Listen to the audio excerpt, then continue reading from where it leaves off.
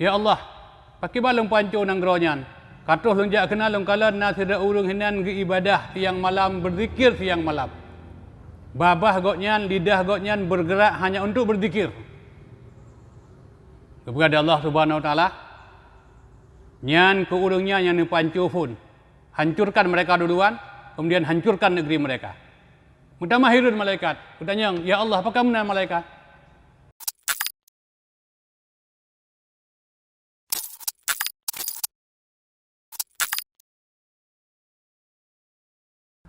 Sabah wate Allah wahai malaikat. Wahai malaikat.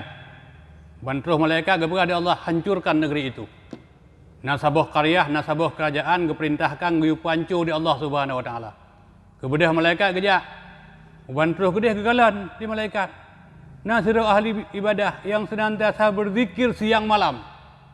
Sehingga hantam piate gi malaikat untuk kepancu negronyan. Kebedah malaikat kembali ba Allah Subhanahu wa taala kepegah. Ya Allah, pakai balung pancu nang geronyan. Katuh lunjak kenal long kalan na tidak urung hinan ge ibadah siang malam berzikir siang malam. Babah goknyan, lidah goknyan bergerak hanya untuk berzikir. Kepada Allah Subhanahu wa taala, nyan ke urungnya yang pancu pun. Hancurkan mereka duluan, kemudian hancurkan negeri mereka. Mutamahirun malaikat. Kutanya, ya Allah, apakah benar malaikat? Goknyan gepegah sibuk dengan urusan zikir. Padahal raja yang nanggronya senantiasa selalu tiap-tiap ura membuat konspirasi untuk menghancurkan kebenaran. Raja yang nanggronya hanagala urung-urung yang menyampaikan yang hak, menyampaikan yang benar. Urung-urung yang menyampaikan yang hak, menyampaikan yang benar selalu dipantau, selalu diberikan cap radikal, cap ekstrim.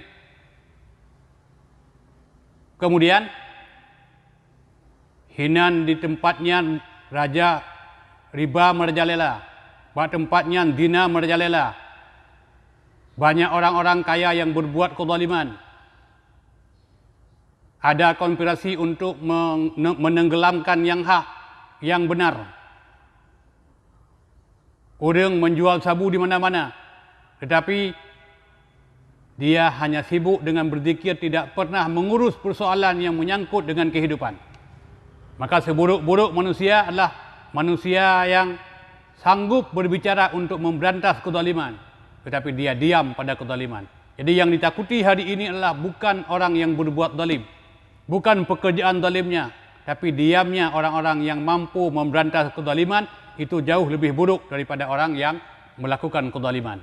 Jadi inilah salah satu sebab bencana tatkala kita hari ini diam atas kemaksiatan, atas konspirasi yang dibangun untuk menenggelamkan kebenaran. Hari ini kita diam tatkala komunis merajalela. Hari ini kita diam tatkala Islam dikucilkan. Hari ini kita diam tatkala kebenaran telah sirna di tengah kehidupan. Mari kita bicara yang hak, mari kita bicara yang benar, supaya azab tidak terlalu besar di tengah kehidupan kita.